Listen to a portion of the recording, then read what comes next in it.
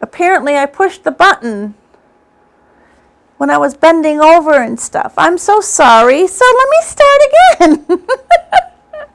Live video. Sorry about that. Who was that let me know? Hey, Sue. Thank you for letting me know.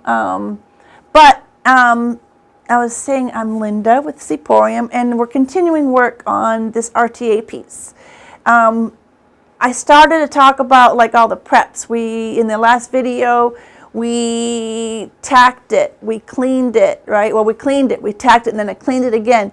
And we rinsed it a good amount, like another probably 2 or 3 times after that last cleaning with the white lightning.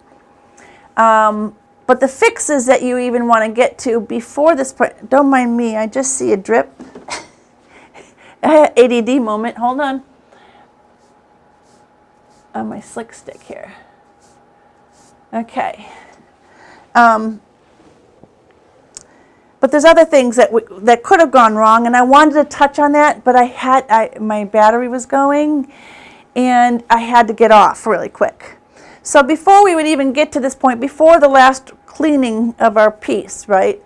If we had cracks in our piece, like if there was like like if you had a table, like there's no tree really this wide, especially in furniture these days, you're not going to get a piece of wood, a plank of wood that wide. So they take the wood in the small pieces and they put them together in various ways, and they use a glue and they use the dowels or whatever, the different jigs, and they clamp them together and you have a tabletop or a side of a piece, right? Well, this is MDF, so. But if it were wood, if it was an old piece and it were wood and you had like a crack here, right? One way to fix it is I think really the only way is to take like a good quality glue, which is why I was showing you the Tight Bond. We do like the Quick and Thick for our crafting because we do a lot of work with Iron Orchid Designs projects. And I think it would be an awesome glue for this, but I'm just saying it doesn't have to be that. It could be any wood glue. I do like the Tight Bond products though. And you would just kind of wipe it or glue, your glue into the crack the best you can. And you take like a damp rag and wipe off your excess, because if you let that sit for a hot minute, like it's already setting up and you got to scrape it off after. And then, like on this piece, I mean, they make different clamps. They make little pinch clamps if it's just a small piece. If it's, maybe a little bit thicker piece, a little block piece, they make a smaller version of this clamp. It's only about this tall. But on something like this, if there were a crack along here, you would take this clamp, okay, put it here, tighten it as hard as you can, and wipe off your excess glue and let that sit overnight. That's where we were at. So then, of course, after the glue is there, you sand off the edges and get everything nice and copacetic. When all your sanding and all that is done, and you're tacked, you're cleaned, and everything, you can prime. Now, RTA pieces are very interesting because I'm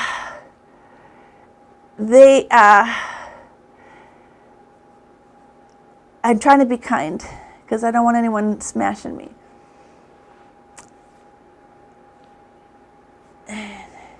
They're composites. And trust me, I get it. They make some really cool looking pieces. Like we were just in this high-end store. She was like, oh yes, we're high-end furniture, blah, blah, blah, blah. And I'm like, but that piece in the window is plastic at best. Dress it up all you want, but that's plastic, like. So in some of these, like this one, I'm not sure what this trim is and what the top is. I didn't prime it because I feel like it's probably a wood of some sort. Now a lot of these RTAs, they look like they're bare wood, but I guarantee you, like if you're buying from these, I'm not going to mention companies, but and it's bare wood, like that butcher block sort of look, and it's really light wood. You try painting that. Most times, like 99% of the time, it's going to give you a problem at some point of the game.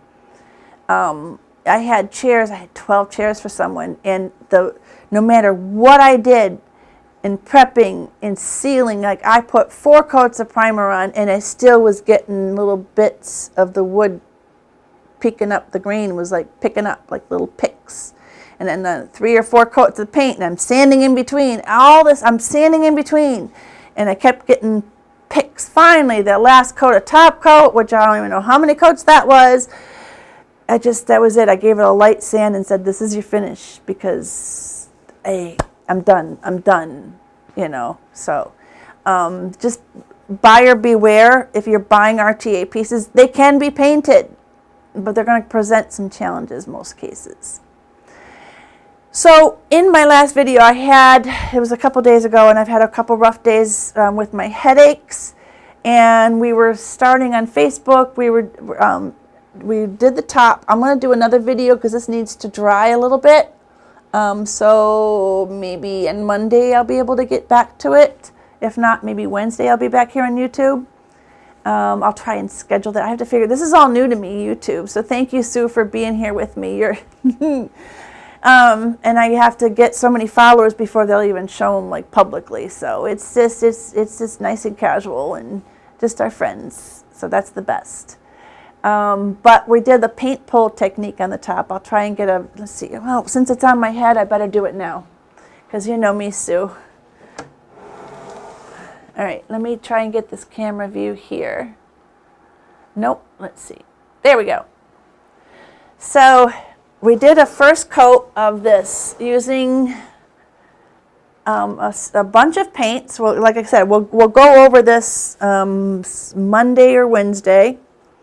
And I used the Iron Orchid Designs silicone paint blade to apply this. So you're going to want to see this if you haven't seen this technique before. I left some of the red coming through because the whole piece is going to be inspired by I guess it's a Monahan Papers paper. It's a lobster. So let me just grab that really quick. The cabinet doors are going to get some hand painting. I just feel like, you know, I haven't done any of that, and it's something I used to do. I might take a little practice in it, but we'll get it there.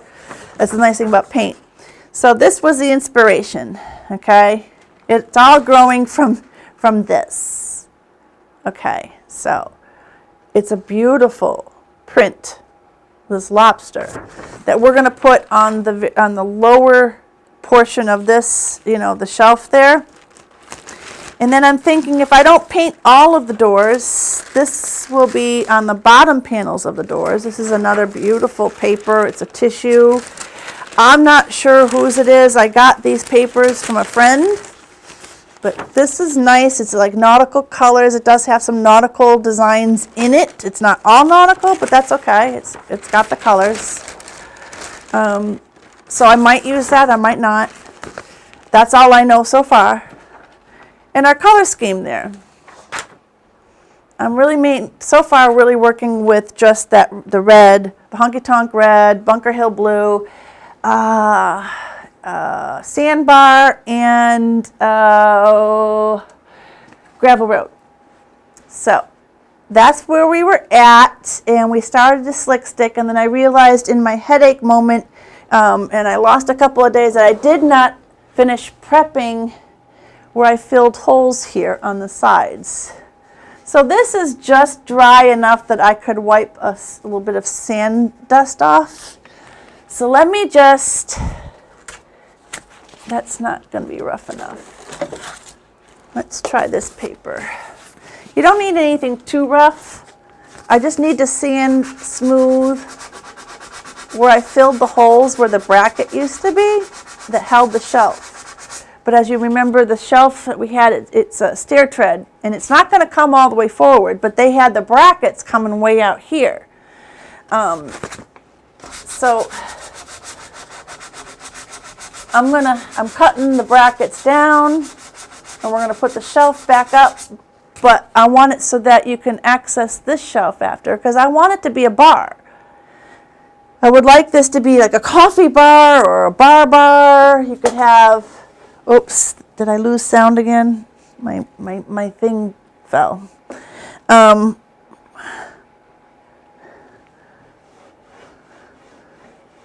see, is that smooth? So this isn't really smooth yet.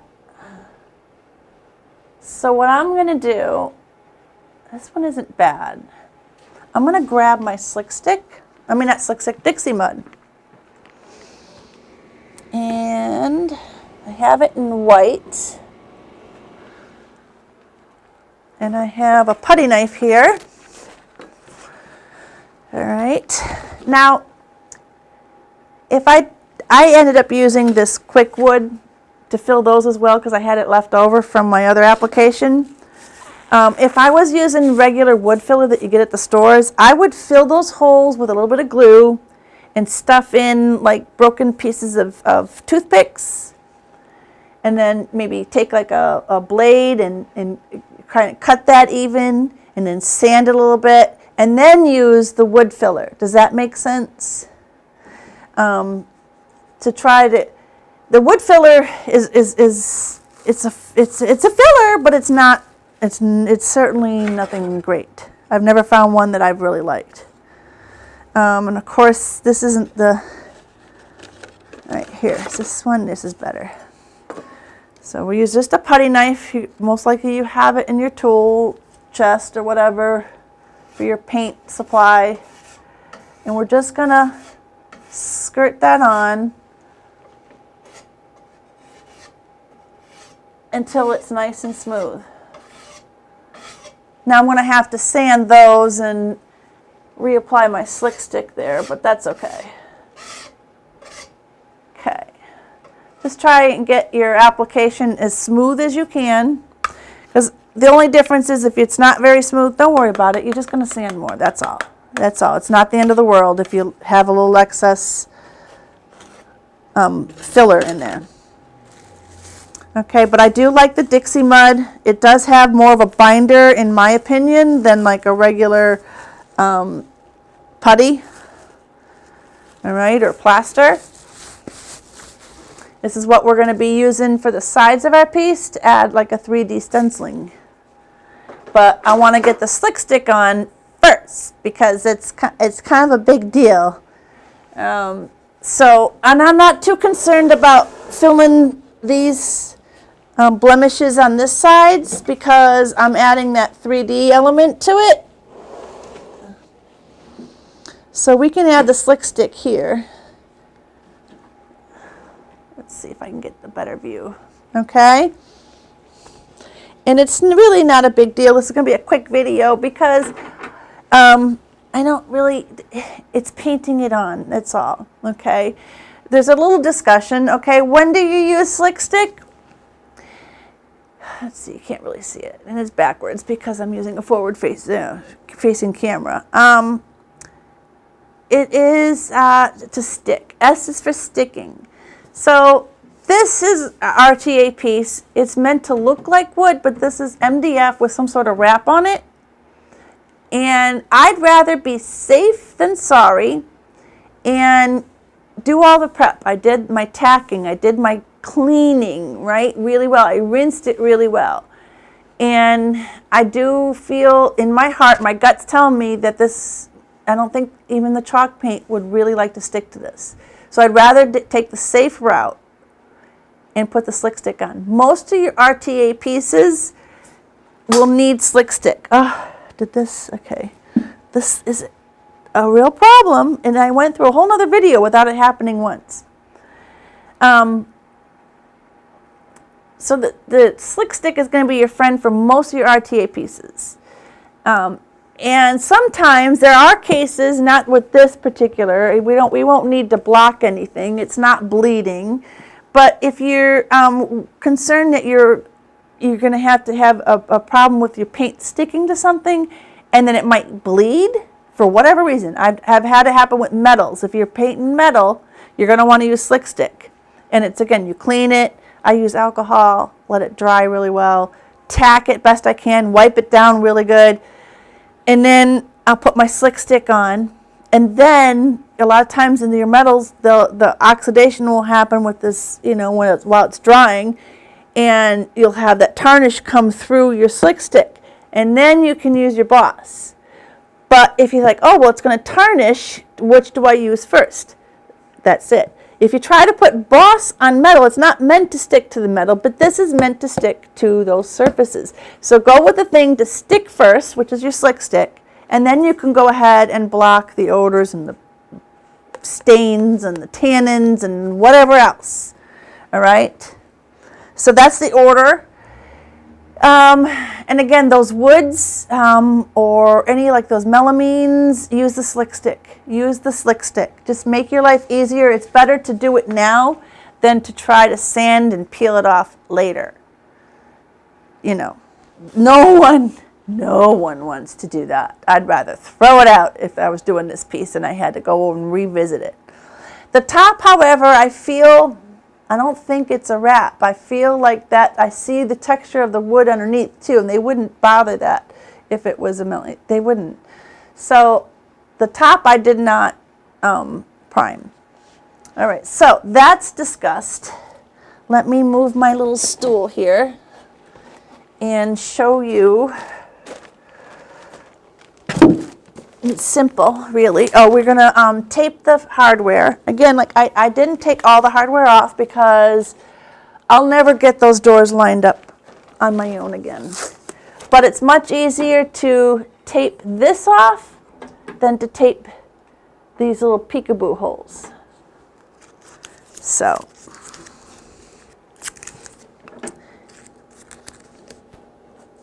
and if you're so inclined, please follow us on our social medias. We are on Facebook and Instagram. We do TikTok when my head allows. You know, it's a thing. I'm just taping this hardware. You just take the tape and you'll get parts that maybe it didn't stick down and get a little bleed. It's going to happen. It happens. I wouldn't worry about it. You could always take like an edge of a putty knife and scrape it off of the metal. Okay. If you catch it before the slick stick really cures, you'll be able to scrape it off. Okay. And do the visible parts. Don't try and wrap the back of the hinge that faces the back of the cabinet.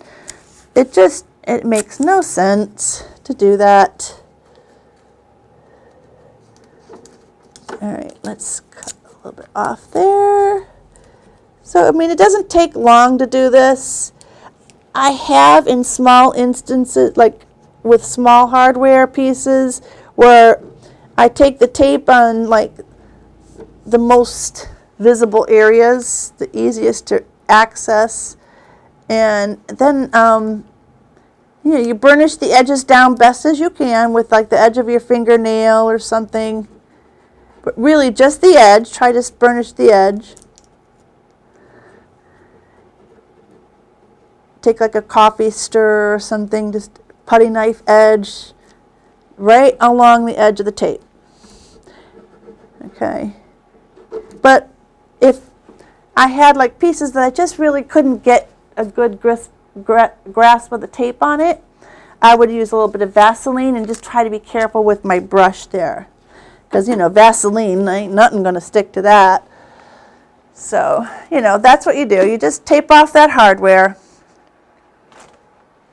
And then when you're ready to go, you want a damp brush. Again, mine already has some slick stick. And I take my slick stick and I put it in another container. This should have been a bigger container, but when I started my other video, it was like, all right, let's go. And I did not have everything with me. So this is something I had handy. If you keep your paint, your primer, or whatever, your top coat open, you know, the whole thing is going to start drying out over time. And every time you're opening it and leaving it open, you're drying it out more. All right. But I do have a damp brush because it's easier when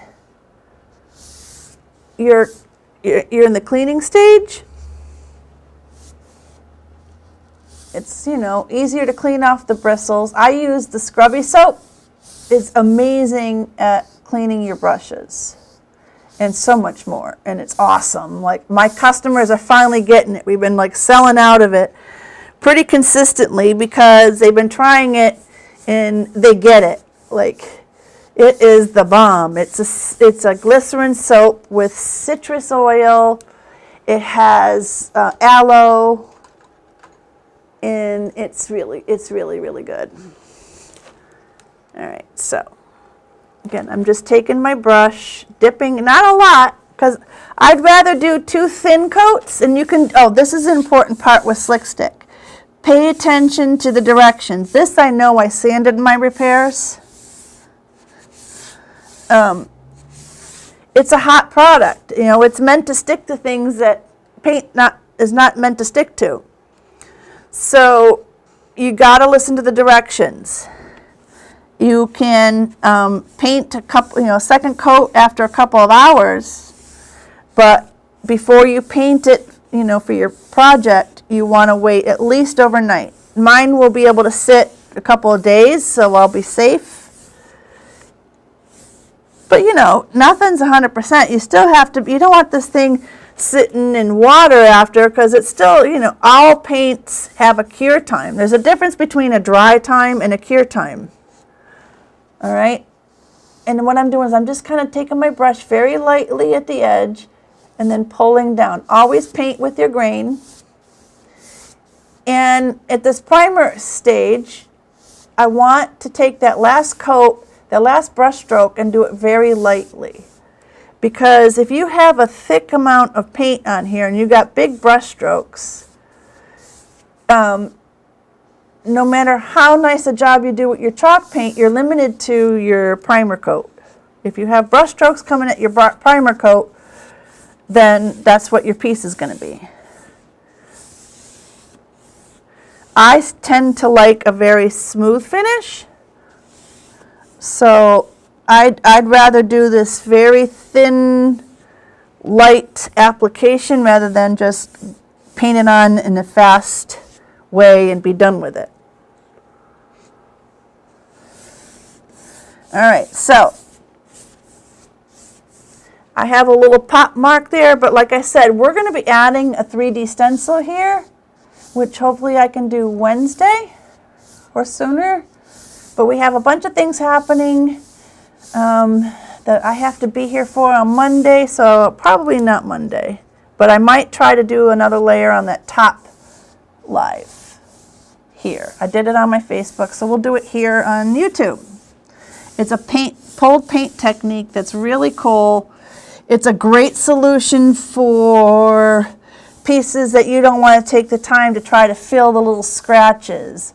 Or it's got, like, you took a veneer off and you have minor but all over imperfections on your top because of the wood underneath, was very open grain or had some glue pulls or whatever. This technique, you can add texture, so if it did have pop marks that did show, you just make it part of the texture. And it's a great solution for chipboard pieces that, you can't sand, it just doesn't ever work out right when you're trying to sand the chipboard. But that was a great technique. I did it on a little end table. You can give it a nice cool driftwood look. You could swirl it on for almost like a Tuscany look. All right, so that's it. Nothing too exciting. If you like what you see, please follow us on all the other social media.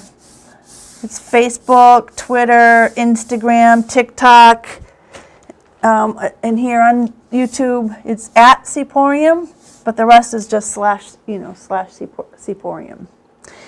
I appreciate you, Susan, for catching my back on tonight and letting me know about the sound. I appreciate anyone watching on replay. If you like what you see, if you found anything informative, please give us a like, give us a comment, share with your friends, share on social media, so that way we can get out of the private stage of doing these lives and hopefully reach some more people. It would mean a lot to our small business. We're available in store on Cape Cod, Massachusetts, in the village of Hyannis, and online, go to Seaporium.com. If you want to go right to shopping, put /collections. All right, thank you, thank you, thank you. Until I see you